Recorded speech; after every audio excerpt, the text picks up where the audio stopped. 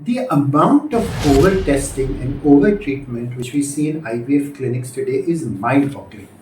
And I think this falls into three categories.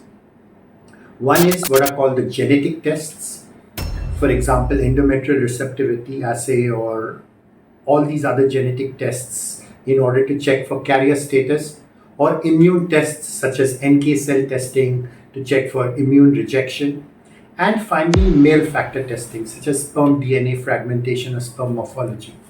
And I think the reason for this problem is because a lot of doctors don't understand anything about genetics. They don't understand anything about the immune therapy. They don't understand anything about the male factor because, after all, they're gynecologists and IVF specialists.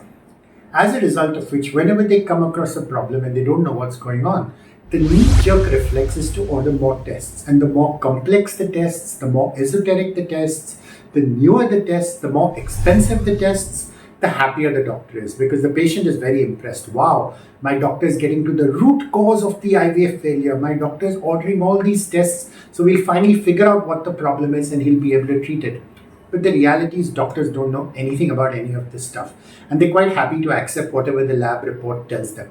And the biggest problem is they attend some conference where someone sponsors a guest lecture on either genetic testing or immune testing to increase IVF success rates. And then they go back home and they say, wow, this is such a cool test. I need to order this for all my patients. And of course, the fact that they get a kickback from the laboratory for ordering the test doesn't hurt at all.